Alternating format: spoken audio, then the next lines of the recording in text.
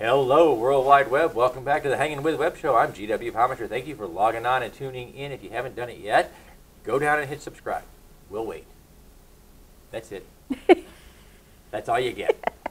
Hit subscribe. Come back over and over again. See some amazing artists, authors, creators of all kinds here on the Hangin With Web Show. We are here at Space Coast Book Lovers in Cocoa Beach, Florida, hosted by Terry D's Edney. And the team here is doing a great job. They are. They really are. And we're hanging with Yvonne Mason, an author, a radio host. Radio host. Latest book out, Justice for Cindy, which is, I'm told, a true crime. It is. All right. Well, why don't we start there, and we'll dive into the rest as we go. Tell us about Justice for Cindy.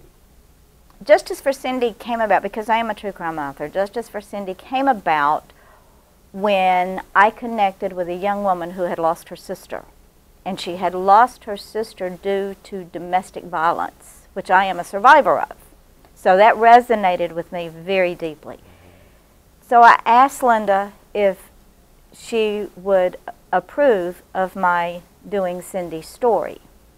And she jumped on it. She said, absolutely. I said, well, I need the transcripts, I need the file, I need anything you can get your hands on. So I got the complete criminal file on what happened to Cindy.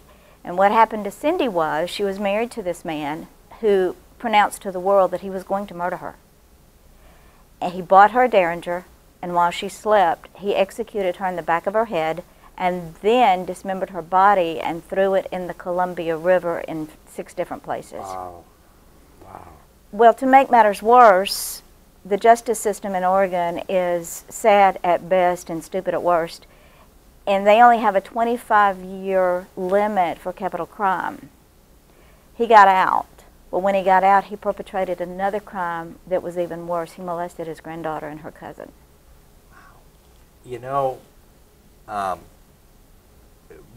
most of the time, most of the show we do is dealing with writers writing some pretty amazing fiction and some pretty amazing stories, and some are violent, and some are monsters, and some are happy tales. But it's in doing the research and doing the work, doing a true crime novel. There's so much hope in humanity, but it's in the human monster that there's the most fear, and because it is real. It's very real. It's very real. And what draws you, because you're a true crime writer. I am. What draws you to sharing those stories in particular? What would you say drives you? The victims. The victim. And the reason for that, when because it's easy to forget sometimes. It is. We read vampires, and we read werewolves, and we read murder crimes, and we read, mob stories. It's easy for us to forget sometimes that all of those things are from our imagination. They come from a human mind, and there are human monsters.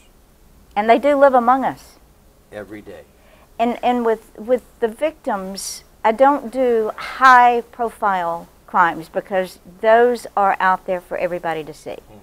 The ones that I do are the ones like Cindy that are forgotten, mm-hmm. and that are crying out for their voice to be heard. They are important, not the perpetrator.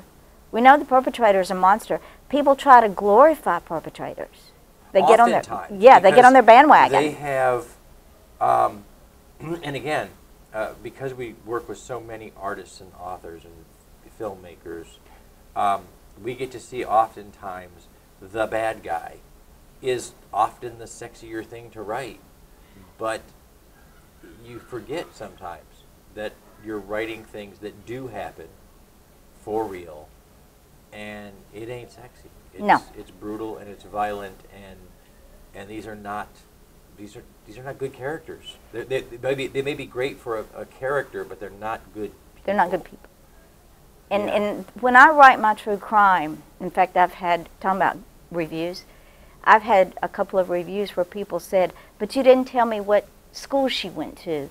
You didn't tell me who her best friend was. That's not the story. The story is the crime. The story is the horror that the victim suffered at the hand of another human being. Well, and a true crime writer is a long-form journalist. Right. You're chronicling. You are the proverbial scribe. Yes. And, you know, the World Wide Web, we have a lot of fun on the show, but it is important to remember, I think, back to our earliest college days. A writer is a truth teller. Mm-hmm. Whether you're a journalist chronicling facts or a fictionalist creating fantasy from human truth, we're truth tellers. We're truth tellers. And it's important that people understand that for all the good we can do just as much evil to one another if we're not vigilant. And the sad part is, people in general think that criminals of that nature, that are that big of a monster, can be rehabilitated. They cannot. They will not. They will commit a crime again once they're out. Because I think rehabilitation implies desire. Exactly. I think anyone who's ever, whatever you've gone through in life, addiction, growing up, okay, whatever changes you've gone through in life, I think the older we get, the more we realize that no change has ever happened to you that you didn't will to happen to you. No one can change you. You are the only one that can change you. And so you can put them behind bars, you can put them in programs, you can give them, if they don't want to be different than they are, they will never. Or they don't know how to be different than they are, then they will never and be different than they are. prison only enhances their propensity to commit crime. Well, it's a microcosm of the most violent segment of society. Absolutely.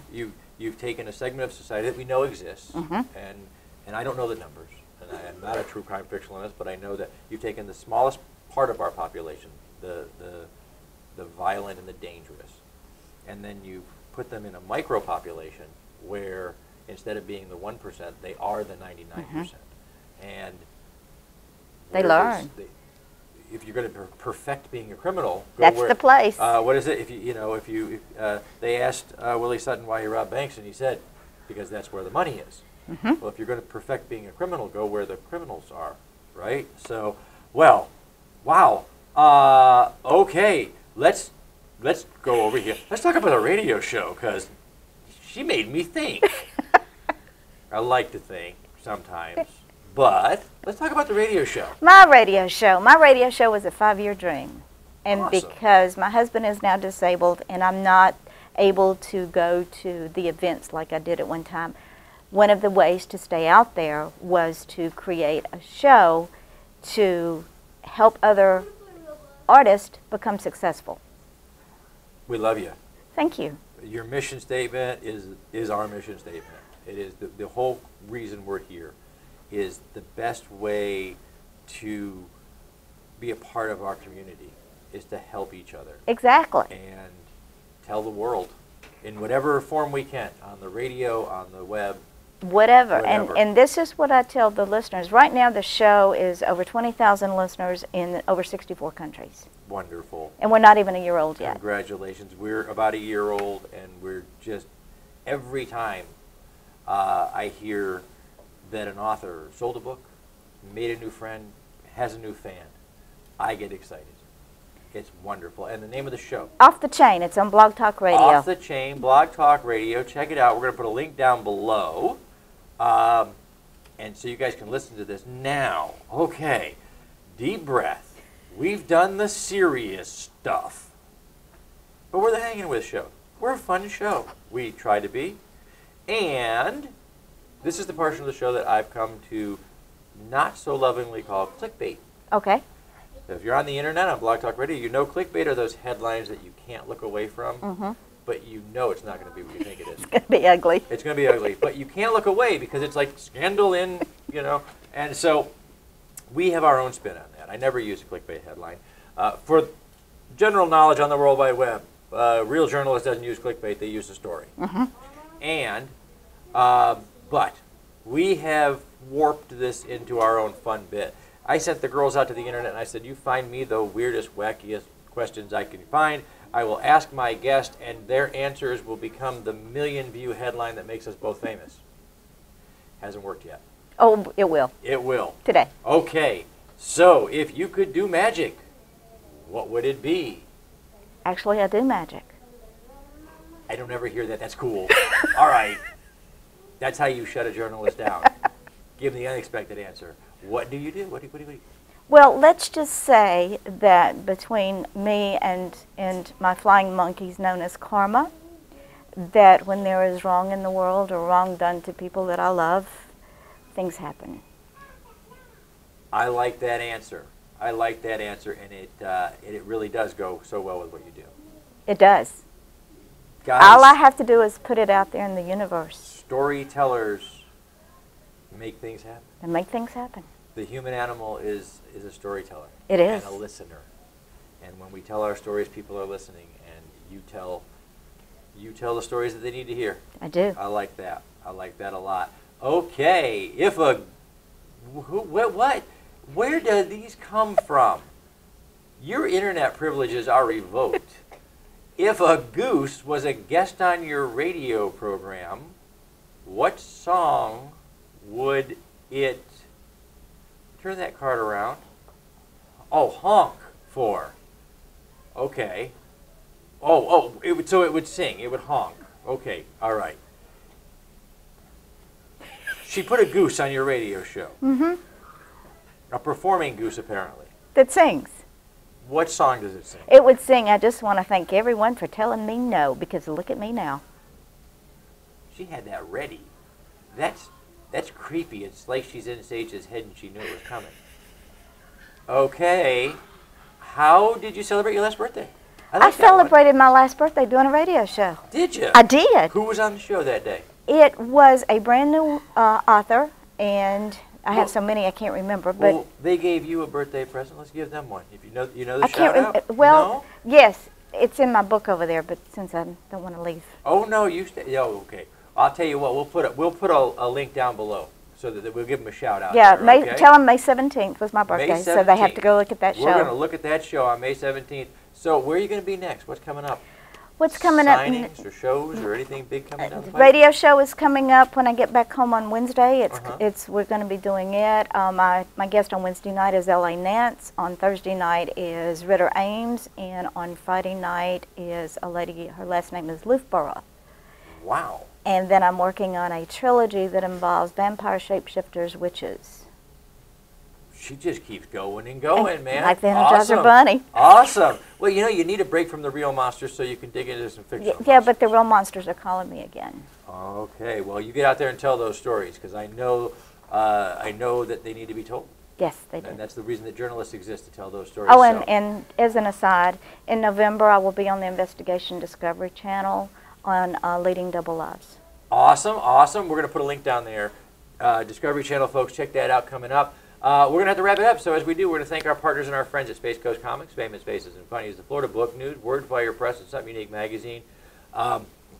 These are the folks sharing these videos on the World Wide Web for us, and we're very grateful for that. I'm G.W. Pomichter. We have been here at the Space Coast Book Lover event, hanging with author and radio host Yvonne Mason, the author of Justice for Cindy, a True Crime, and Other and Sundry. So check out the links down below and check out Yvonne's work. Remember, folks, subscribe, log on, tune in, and see who we're hanging with next.